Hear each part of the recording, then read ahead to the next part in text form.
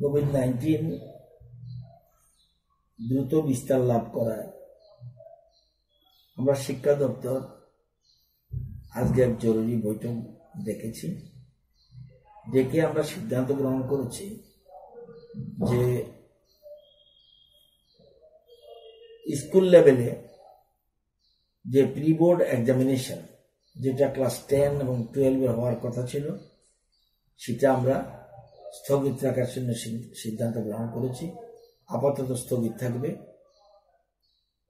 যদিও আমরা ভেবেছিলাম তাদের ভবিষ্যতের কথা চিন্তা করে পরীক্ষাটা নেওয়ার, কিন্তু পরিস্থিতি অনুকূলে নয় বলে এই সিদ্ধান্ত থেকে আমরা পিছিয়ে যাচ্ছি, অর্থাৎ আপাতত স্থগিত রাখলাম। পরবর্তী সময় অবস্থা বুঝে পরের প্রয়োজনে সিদ্ধান্ত গ্রহণ করা হবে। সাথে সাথে কলেজগুলির, ইউনিভার্সিটির যত পরীক্ষা, সব পরীক্ষাও সেটা সে ইকফাই হোক, ত্রিপুরা বিশ্ববিদ্যালয় হোক, এমবিবি বিশ্ববিদ্যালয় হোক, যত বিশ্ববিদ্যালয় আছে এবং কলেজ আছে সমস্ত পরীক্ষা স্থগিত রাখা হলো।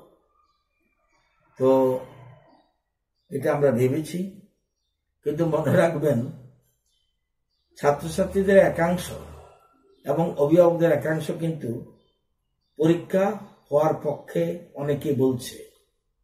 এটাও মাথায় রাখতে হবে, কারণ তবু আমরা ছাত্রছাত্রীদের নিরাপত্তার স্বার্থে এই সিদ্ধান্ত গ্রহণ করেছে। কিন্তু একটা অংশ কিন্তু ডেপুটেশন দিয়ে গেছে যেন কোনো মতেই পরীক্ষা যেন স্থগিত না হয় এবং পরীক্ষা বলে যেন অফলাইনে নেওয়া হয়, অফলাইনে, নট অনলাইন, মানে ফিজিক্যালি পরীক্ষা যেন হয়।